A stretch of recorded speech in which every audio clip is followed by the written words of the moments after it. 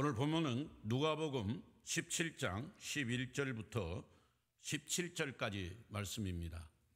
제가 읽어드리겠습니다. 예수께서 예루살렘으로 가실 때 사마리아와 갈릴리 사이로 지나가시다가 한 마을에 들어가시니 나병 환자 10명이 예수를 만나 멀리 서서 소리를 높여 이르되 예수 선생님이시여 우리를 불쌍히 여기셔서 사건을 보시고 이르시되 가서 제사장들에게 너희 몸을 보이라 하셨더니 그들이 가다가 깨끗함을 받은지라. 그 중에 한 사람이 자기가 나은 걸 보고 큰 소리로 하나님께 영광을 돌리며 돌아와 예수의 발 앞에 엎드려 감사하니 그는 사마리아 사람이라. 예수께서 대답하여 이르시되 10사람이 다 깨끗함을 받지 아니하였느냐? 그 9은 어디 있느냐? 이 이방인 외에는 하나님께 영광을 돌리러 온 자가 없느냐 하시고 그에게 이르시되 일어나 가라. 내 믿음이 너를 구원하였느니라 하시더라. 아멘. 여러분, 한 주간 주 안에서 평안하셨습니까? 행복한 삶을 사는 비결, 우리가 행복하게 사는 방법이 있다면 그것은 기기감감입니다. 기뻐하고 기도하고 감사하고 그리고 또 감사하는 것입니다. 그리고 한 가지 더 있다면 사랑으로 사는 것입니다. 예수님께서 우리에게 말씀하셨잖아요. 너에게 새 계명을 주노니 너희가 서로 사랑하라. 내가 너희를 사랑한 것 같이 서로 사랑하라. 이 가을에 기기감감, 기뻐하고 기도하고 감사하고 그리고 사랑 하나를 더 보탠다면 아마 행복한 가을이 될 것이고 행복한 한 해가 될 것입니다. 여기 평범한 진실 하나 소개해 드립니다. 건강하게 산다는 것은 위대한 일이고 생존한다는 것은 지뢰밭처럼 예측할 수 없으며 위험성도 매우 큽니다.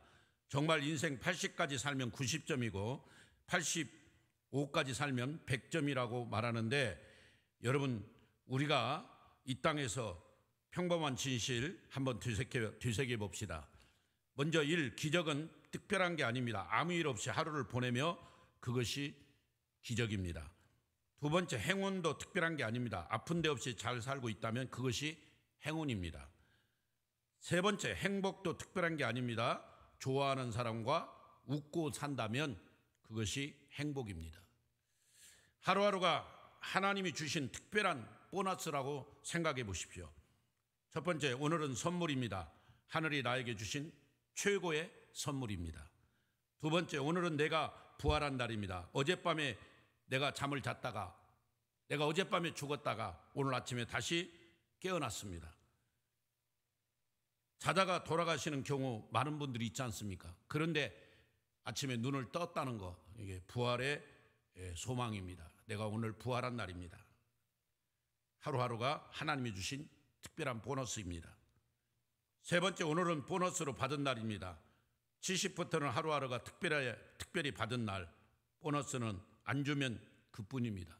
하나님은 우리에게 보너스를 주세요. 인생의 나이 70, 강건하면 80이라겠는데 어쨌든 70이 넘고 80이 넘도록 건강하신 분들은 더 감사하시기 바랍니다. 내가 보너스 받고 있다는 거 꼭 기억하시고, 또 네 번째, 오늘을 인생의 첫날처럼 또한 마지막 날처럼 살겠다고 결심해 보십시오. 그렇습니다. 내 인생의 첫날 얼마나 좀 감격적인 날인가요? 그리고 내 마지막 날, 나 오늘 하루만 살면 내 인생은 마지막이야. 그런 마음으로, 그런 각오로 산다면 우리는 사랑할 수밖에 없고 감사할 수밖에 없는 줄로 믿습니다. 천국은 감사하는 자만 가는 곳이다. 마틴 루터가 말했습니다. 그러므로 스트레스 받을 이유도 없고 누구를 원망하거나 미워할 이유도 없습니다. 오늘을 기쁘게 행복하게 살아가야 됩니다. 영국의 설교자 스펄전 목사님은 반딧불을 보고 감사하면 별빛을 주시고, 별빛을 보고 감사하면 달빛을 주시고, 달빛을 보고 감사하면 햇빛을 주시고, 햇빛을 보고 감사하면 영원한 광채이신 예수 그리스도를 주신다. 이런 유명한 말을 하셨습니다. 그렇습니다. 우리는 작은 것부터 감사하면 하나님께서는 그때그때마다 또 감사거리를 주시고 또 감사하고, 그래서 항상 기뻐하라, 쉬지 말고 기도하라, 범사에 감사하라. 목사님 뭐 감사할 게 있어야죠. 감사할 게 아닙니다. 감사하다 보면 막 감사거리가 생기는 거예요. 우리가 오늘 다음 주가 우리가 추수감사절을 맞이하고 있는데 우리가 감사합시다. 이번에 추수감사절은 특별히 이 월드비전에서 이런 귀한 이 노트를 보내주셨어요. 책자를 보내주셨는데 153 감사라고 먼저 1. 하루 한 번 말씀을 묵상하고 5. 5가지 감사 제목을 기록하고 3. 그 감사 표현을 3가지 표현하자. 153 감사 노트 해서 아주 좋은 책을 보내주셨는데 이거 오늘 다 한 권씩 갖고 가셔서 집에서 5가지 기도 제목을 감사 제목을 써보세요. 그래서 첫 번에는 나에 대한 감사, 두 번째 날은 가족에 대한 감사, 세 번째 날은 국가에 대한 감사, 네 번째 날은 교회에 대한 감사, 다섯 번째 날은 환경에 대한 감사, 그 다음에 여섯 번째 날은 이웃에 대한 감사, 뭐 이렇게 시리즈로, 그리고 일곱째 날은 하나님께 대한 감사, 이렇게 딱딱딱 나가게 되어 있습니다. 한번 꼭 활용하셔서 이번 추수감사절에 정말 우리가 말로만 감사가 아니라 정말 진심에서 우러나와서 하나님께 감사하는 그런 감사절이 되기를 주님의 이름으로 축복합니다. 그렇습니다. 다음 주 우리는 추수감사 주일을 맞이합니다. 무엇보다도 추수감사절은 신앙인들이 한 해를 지내면서 하나님과 이웃에 대한 감사를 기억하고 나눔을 실천할 수 있도록 만들어주는 절기입니다. 그러나 감사할 자리에서 우리를 무겁게 만드는 것이 한둘이 아닙니다. 요즘 온통 여기저기 신음소리가 많습니다. 경제 어려움도 있고 코로나 때문에 너무나 사회적 거리에 또 많은 코로나 확진자들의 소식에 많이 두렵고 고통의 시간을 보내고 있습니다. 그러나 이 긴 코로나 팬데믹 때문에 고통만 바라보면 희망의 출구가 보이지 않습니다. 그러나 조금만 눈을 감았다 뜨면 감사할 일이 수두룩 생깁니다. 그렇다면 여러분, 지난 10개월 동안의 삶을 뒤돌아보면서 감사할 일이 뭐가 있는가? 아니, 지난 한 주간 월, 화, 수, 목, 금, 토 이렇게 한 주간 돌이켜보면서 우리가 감사할 것이 뭔가 한번 이렇게 생각해 보면서 이번 추수감사절을 맞았으면 좋겠습니다. 오늘 본문은 10명의 문둥병자가 이렇게 사마리아와 예루살렘 사이에 있다가 예수님이 이 10명의 문둥병자를 고쳐주는 장면이 나옵니다. 그래서 이 문둥병 환자들, 우리나라는 한생병이라고 하는데 이 살이 막 썩어가고 머리가 빠지고 여러 가지 참 보기가 흉측할 정도로 그렇게 코나 입술이 썩어 들어가는, 그리고 떨어져 나가는 그런 병입니다. 그래서 집에서 가족들과 함께 살지 못하고 어디 동굴이나 아니면 어느 외곽 지역에 산골에 이렇게 집단 생활을 하죠. 우리나라는 대표적으로 소록도 섬이라는 데에 그 한센병 환자들이 많이 가 있지 않습니까? 마찬가지로 예루살렘 쪽에 살고 있는 사람도 집에서 쫓겨났고 사마리아 쪽에 살고 있던 문둥병자도 쫓겨나서 아마 한 곳에, 한 마을에, 한 산골에서 집단 생활을 하다가 예수님을 만나게 된 것입니다. 그래서 예수님은 14절에 보시고 이르시되 가서 제사장들에게 너희 몸을 보이라 그랬어요. 여러분, 그 당시 제사장들은 문둥병이 생기면 문둥병 환자다 아니다를 판별해 주는 게 제사장이에요. 그리고 문둥병 환자가 다 치료가 되면 또 제사장에 가서 판별을 받아야 돼요. 저는 나았습니다. 그러면 제사장이 보니까 다 나았구나. 그러면 합격 통지서를 받아야 집으로 갈 수 있는 거예요. 근데 지금 이 10명의 문둥병자들이 몸이 나은 게 아니에요. 근데 예수님이 너희들 가서 제사장에게 가서 몸을 보이라 이런 말씀을 하신단 말이에요. 근데 이 10명의 문둥병자들이 참 순종하는 사람들이었어요. 오늘 14절에 보니까 너희 몸을 보이라, 제사장들에게 가서 보이라 하니까 그들이 가다가 깨끗함을 받은지라. 한번 따라서요. 가다가 깨끗함을 받았다. 이 말은 아직 자기 몸들이 다 나은 것도 아니고 문둥병이 치료된 것도 아닌데 가다가 제사장에게 보이러 가다가 고침받았다나 몸이 깨끗해진 거예요.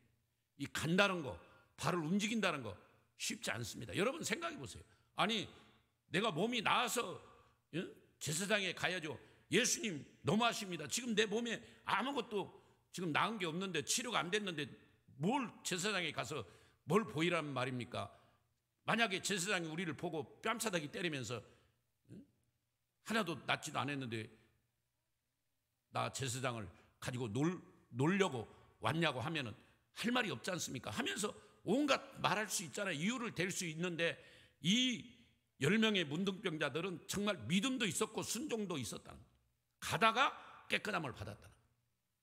여러분, 요한복음 2장의 가나의 혼인잔치에서도 포도주가 떨어졌을 때 예수님이 물을 갖다 항아리에다 다 채워라 종들에게 명하고, 종들은 그 항아리에 있는 물을 떠다가 연회장에 갖다 주고, 근데 그 물을 떠가지고 연회장으로 가는 도중에 물이 변하여 포도주가 된 거예요. 그러니까 우리 기독교 신앙은 내가 믿습니다 하는 것도 중요하지만 그 믿음을 가지고 순종으로 옮길 때, 가다가 움직일 때 역사가 일어나는 줄로 믿습니다. 기적이 일어나는 줄로 믿습니다. 근데 우리는 믿습니다는 잘하는데 그 믿음을 가지고 순종하는 게, 행동하는 게 잘 안 되는 거예요. 그러니까 복을 못 받는 거예요. 정말 이번 추수감사절을 앞두고 있는 저와 여러분들이 하나님을 믿습니다 하면 믿고 정말 순종하면서 감사하면서 찬양하면서 나가는 그런 삶이 확 열리기를, 그런 삶이 이루어지기를 간절히 축복합니다. 자, 어쨌든 이 10명이 가다가 깨끗함을 받았는데 15절에 보니까 그 중에 한 사람이 자기가 낳은 걸 보고 큰 소리로 하나님께 영광 돌리고 돌아와서 예수님 발 앞에 엎드려 감사했다. 감사했다. 참. 근데 한 명이 왔다는 거예요. 알고 보니까 사마리아 사람. 아까도 말했죠. 예루살렘에서 와서 문둥병자도 있었고 사마리아 쪽에서도 와서 문둥병자들이 같이 집단 생활을 했었는데 그 사마리아 사람 하나만 와서 감사했다. 그 당시 유대인들은 사마리아 사람들을 상대도 안 했어요. 저 사람들은 아주 뭐와 같은 사람들이야. 어? 우리나라 이 자주 쓰는 용어들 있잖아요. 왜? 저 사람들은 아수르가 침범했을 때 섞여버린 그런 혼혈주의, 혼합된 사람들이야. 그래서 유대인들은 그 사마리아 사람들 상대도 않고 사마리아 지역을 들어가지도 않았어요. 그래서 유대인들은 갈릴리 북쪽으로 가려면 꼭 돌아서 갔단 말이에요. 사마리아 성을 바로 직선거리가 있는데도 사마리아 성을 놔두고 돌아서 갈릴리로 올라갔단 말이에요. 근데 예수님은 사마리아에 가서 그 사마리아 여인을 만나 전도하고, 오늘 또 이 문둥병자를 고쳐줬는데 그런 이방인 취급당하고 그 유대인들에게 개처럼 취급당하는 그런 사마리아 사람 한 사람만 예수님께 찾아와 감사했다. 저는 이 감사가 정말 이렇게 인색할 수가 있을까? 저는 이 본문을 읽으면서 그 10명이 고침받았는데 5명이 찾아온 것도 아니고 2명이 찾아온 것도 아니고 딱 한 명만 와서 감사했다. 근데 예수님께서 대답하여 이르되 10사람이 다 깨끗함을 받지 아니하였느냐? 그 9은 어디 있느냐? 9은 어디 있느냐? 왜 감사가 이렇게 인색하느냐? 왜 감사가 이렇게 없냐? 예수님의 말씀 속에 그 내용이 들어있지 않겠습니까? 이게 제가 작년도에 이 본문 말씀을 가지고 설교한 내용입니다. 근데 제가 지난 추석 때 강화 기도원에 가서 하루 종일 기도하면서 이 본문을 좀 읽을 기회가 있었는데, 여기 이 본문을 읽으면서 어떤 생각이 또 왔냐면은, 지금 주님이 왜 너만 왔냐? 그 9명 어디 갔냐? 그 9명들은 감사도 모르냐? 이렇게 책망하는 그런 목소리보다는 그 강화 기도원에서 제가 하루 동안 이 말씀을 묵상하며 기도하는데 제게 아버지의 마음, 심정을, 하나님의 심정을 부어주는데 이 본문을 좀 다르게 하나님이 저에게 느끼도록 저에게 다른 말씀으로 다가오더라고요. 이 말씀은 책망보다는 예수님이 야, 너희들 다 구원시키고 나는 너희들 다 축복하고 싶은데 왜 9명이 안 왔지? 그 사람들도 내가 축복하고 싶은데, 내가 구원시키고 싶은데. 사실 여기 찾아온 사마리아 이 사람에게 19절에 보니까 그에게 이르시되 일어나 가라, 내 믿음이 너를 구원하였느니라. 아멘. 너를 구원했다의 말은 육신의 병도 고쳤지만 영혼이 구원받았다는 거예요. 영생을 얻었다는 거예요. 그러니까 예수님은 지금 10명 다 영생을 주고 구원을 해주기를 원했는데 한 명만 오니까 왜 안 왔지? 저들도 내가 축복하고 싶은데, 저들도 내가 복을 내리고 싶은데, 제가 저들에게도 영생을 주고 싶은데, 구원을 이루고 싶은데 왜 안 왔지 하는 안타까운 마음에서 주님이 하시는 말씀으로 들리더라고요. 제가 작년에 설교는 책망의 설교를 했단 말이에요. 왜 안 왔을까? 왜 감사를 몰라? 이렇게 예수님의 심정을 제가 설교했는데, 지난 추석에 그 강화 기도원에서 기도하는데 우리 주님은 꼭 그렇게까지 하시는 분이 아니라 그 10명이 다 고침받았는데 육신의 병만 고칠 게 아니라 영적으로 구원받아야 되는데 하는 안타까운 마음, 그 간절한 마음,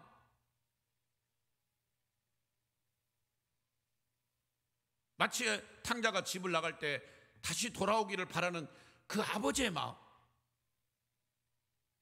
그래서 왜 감사를 몰라? 왜 감사를 안 하지? 하는 그런 책망의 메시지가 아니라, 저는 이번 추수감사절을 통해서 여러분에게 말씀드린 것은, 예수님은 그렇게 책망하시는 분이 아니라 우리를 더 간절히 찾으시며 우리를 위해서 복을 내려주시고, 우리를 위해 사랑으로 덮어주시고, 우리를 위해 용서하시고, 또 육신의 병만 치료해 주는 게 아니라 영혼의 모든 것까지도 영생을 주시고 구원을 주시려고 하는 그 주님의 심정, 하나님의 심정이 이 본문에 담겨 있다는 겁니다. 할렐루야.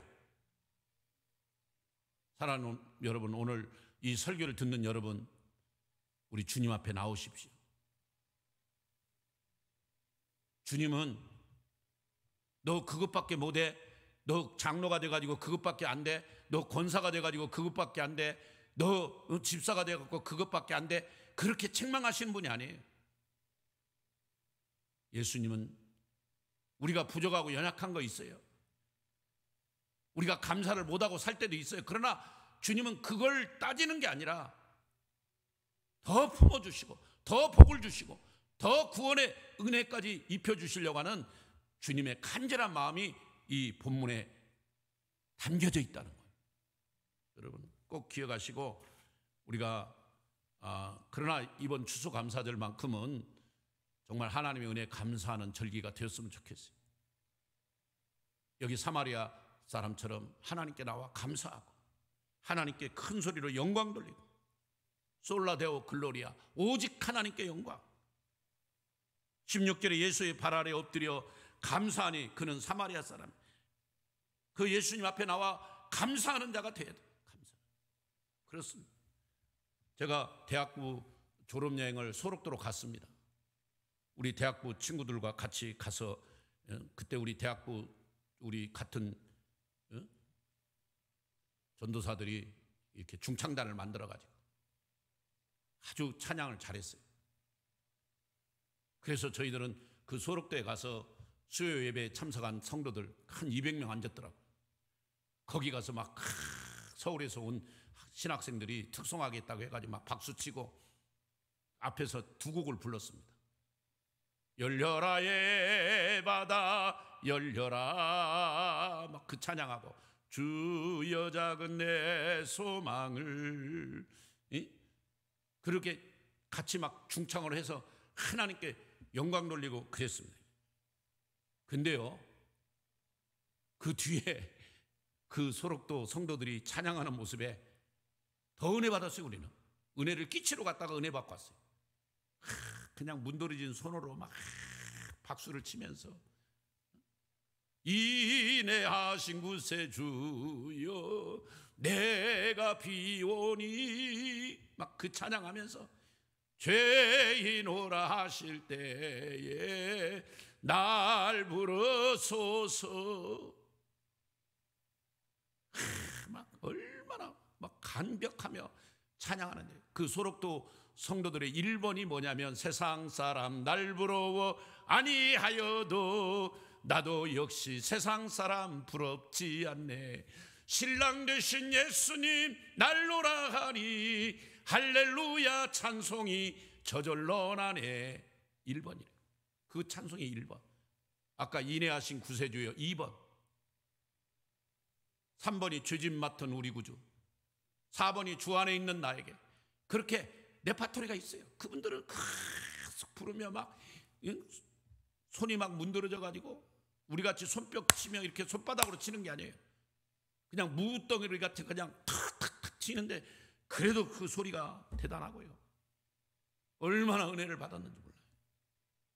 여러분, 치유상담 목표의 대학원을 이끄시는 정태기 목사님 계시잖아요.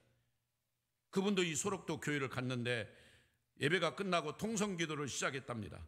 목사님은 아무리 애를 써도 기도가 되지 않았습니다. 그런데 그 순간 뒤에 들려오는 누군가의 기도가 목사님의 귀를 파고들었습니다. 그 기도 소리는 머리를 치고 가슴속을 후벼 파는 소리였습니다. 하나님, 제게 주신 은혜가 어찌 이리 큽니까? 주님, 어쩌면 제가 주의 은혜를 갚을 수 있습니까? 기도 소리는 계속되었습니다. 주여, 당신의 이 큰 은혜에 제가 어찌하면 10,000분의 1이라도 갚을 수 있겠습니까? 정 목사님은 그 기도 소리를 듣다가 도대체 무슨 은혜를 그렇게 많이 받았기에 저런 기도를 할 수 있는가 싶어 눈을 뜨고 뒤를 돌아봤습니다. 그리고 그는 엄청난 충격을 받았습니다.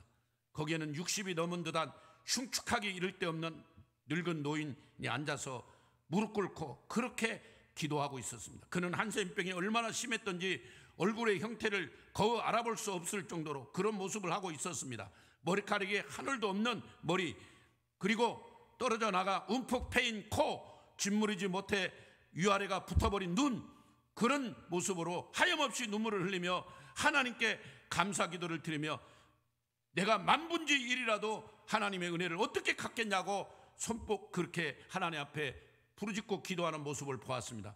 그는 손목뿐인 손바닥으로 박수를 쳐가면서 목이 터져라 하나님께 감사를 드리고 있는 모습을 보았습니다. 그때 갑자기 정 목사님은 자신의 가슴 속에 뜨거운 것이 울컥 치솟아 오르는 것을 느꼈습니다. 그리고 곧 마음속 깊은 곳에서 피처럼 붉은 통곡이 터져 나오기 시작했습니다. 얼마나 시간이 흘렀는지 2시간이나 정 목사님은 그렇게 통곡하고 기도를 했습니다.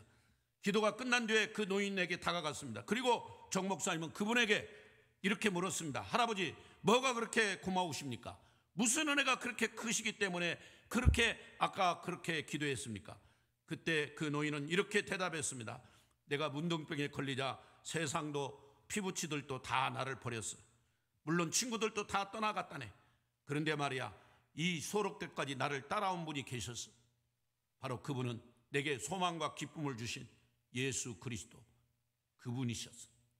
나는 그 예수님만 생각하면 눈물이 나고 내가 그 예수님의 은혜만 생각하면 내가 10,000분의 1이라도 갚아야 되겠다는 그 생각뿐이네.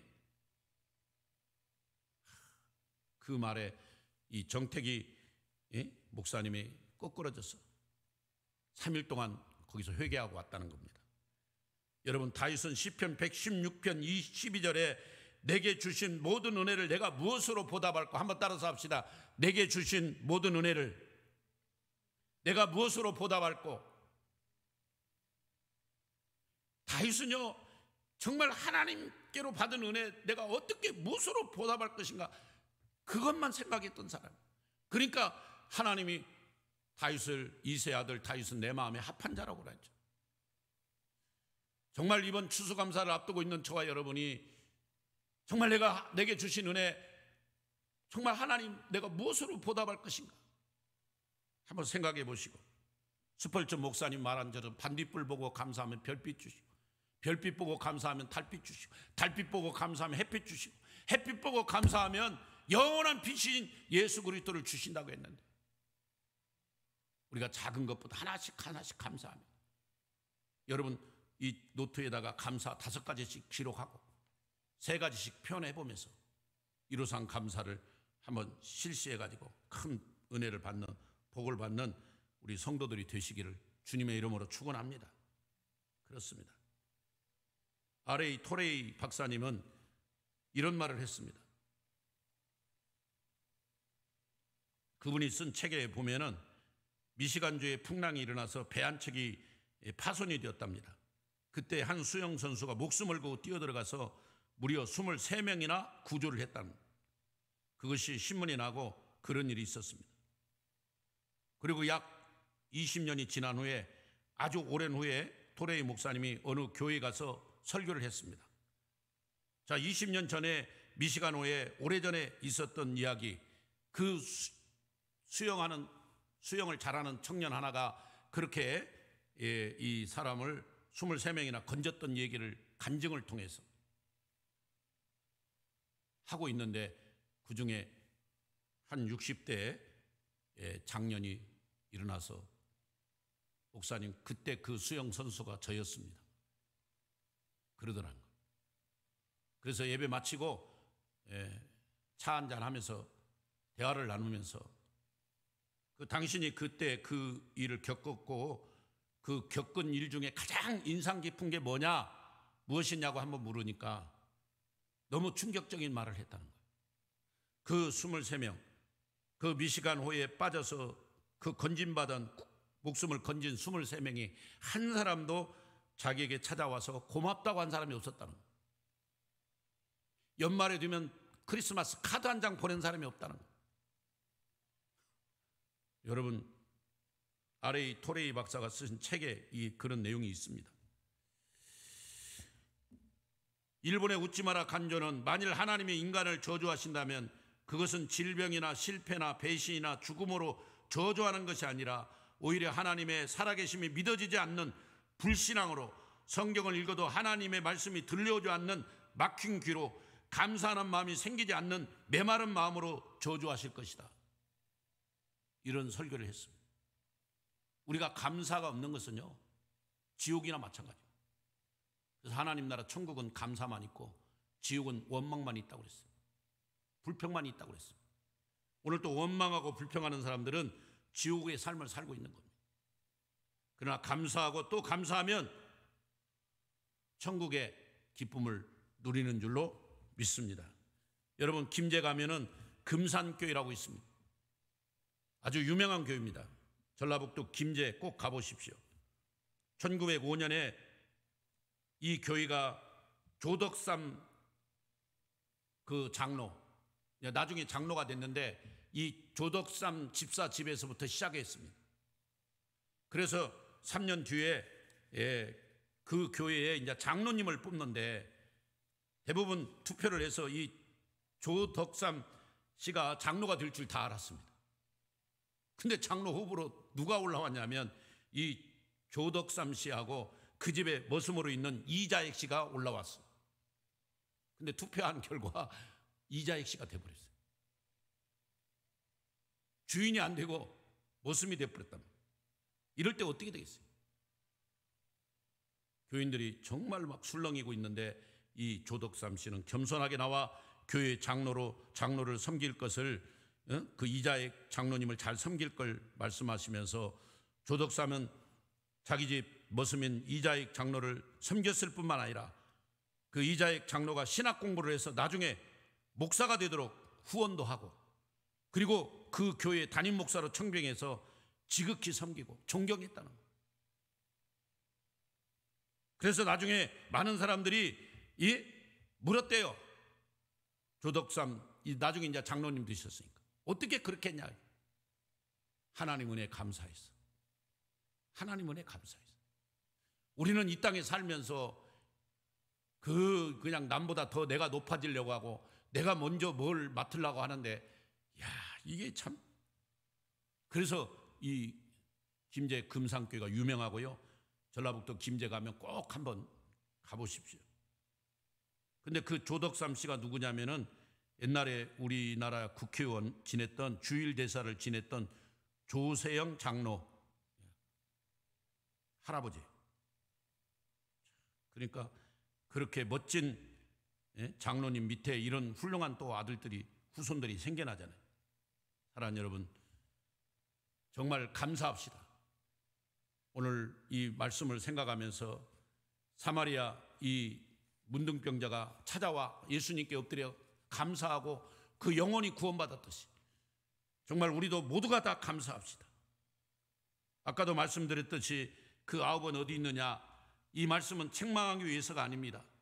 그 아홉은 어디 있느냐, 그 한센병 환자들의 그 코 묻은 돈이 주님이 필요해서 왜 감사헌금을 안 하느냐, 그런 말씀이 아닙니다.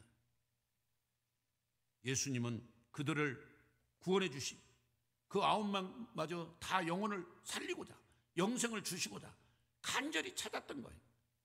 이번 추수감사절에 우리가 곡식과 과일을 하나님 앞에 드리고 감사하는 것도 중요하지만 다음 주에 여러분 영혼을 전도해서 그 영혼을 살리는 구원의 은총을 베푸는 그런 은혜가 있기를 바랍니다. 극동방송에서는 11월 30일인가요? 내 생애 가장 좋은 날 해서 전도, 그래서 우리 교회도 문자가 왔더라고요. 양육국장님께서 전도 대상자들을 그 전화번호랑 이름을 보내주면 자기들이 직접 전화해가지고 그분들을 복음을 전하고 메시지 전해서 우리 교회로 올 수 있도록 연결해 주겠다는 거예요. 그래서 혹시 여러분 전도 대상자들이 있으면 그 꼭 전도를 하고 싶은 분이 있으면 명단을 저한테 주세요. 그러면 내가 극동방송에 보내서 그날 직접 전화해가지고 그분들이 전화를 받고 방송국에서 이렇게 전화를 나를 위해 해줬구나. 아무개 집사님이 나를 이렇게 위해서 기도하고 이렇게 전도 요청 신청을 해줬거나 감격하도록. 여러분 남편일 수도 있고 여러분의 아들일 수도 있어요. 여러분의 언니, 동생, 친척일 수도 좋아요. 꼭 그런 분들이 있으면 저한테 주세요. 제가 미리 극동방송에 전화해 놓으면 극동방송에서 그걸 가지고 명단을 가지고 그렇게 진행하겠다고 했어요. 사랑하는 여러분, 지나간 삶을 회고해 보십시오. 올 한 해를 한번 1월부터 지금 11월까지 돌이켜 보십시오. 하나님 은혜가 아닌 것이 아무것도 없지 않습니다. 하나님 은혜로 지나놓고 보니 다 하나님의 은혜였어. 아멘. 은혜로다. 추수감사도 앞두고 우리가 하나님 앞에 감사하며 정말 은혜에 배은망덕한 사람이 아니라 그 은혜를 늘 감사하며 다윗이 고백한 것처럼 내게 주신 모든 은혜 내가 무엇으로 보답할꼬 그런 감사절기가 되는 그런 감사하는 날이 되는 저와 여러분 되기를 주님의 이름으로 축원합니다. 기도하겠습니다. 하나님 감사합니다. 추수감사절 앞두고 그 아버는 어디 있느냐? 주님의 음성을 듣기를 원합니다. 책망이 아니라 그 9명도 복을 주시고 그 9명도 구원해 주시고 그 9명도 영생을 주시고자 하는 주님의 음성으로 다시 한번 이렇게 듣게 됨을 감사합니다. 아버지 하나님, 이번 추수감사절에 우리가 곡식과 과일을 주님께 드려 감사하는 것도 중요하지만 영혼을 주님께로 전도해서 그 영혼을 주님께로 올려드리는 그런 감사가 있는 영혼 추수의 감사가 있는 그런 축복의 추수감사가 되게 하여 주시옵소서. 항상 기뻐하고 항상 감사하고 사랑으로 배려하며 그 조덕삼 장로님처럼 그런 훌륭한 인품으로 살아서 믿음의 승리자, 믿음의 명문 가정을 이루는 축복의 가정들이 되게 하옵소서.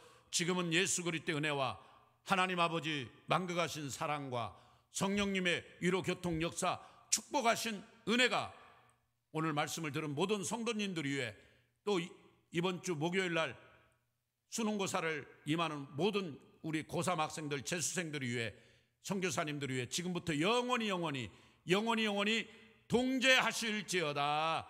아멘.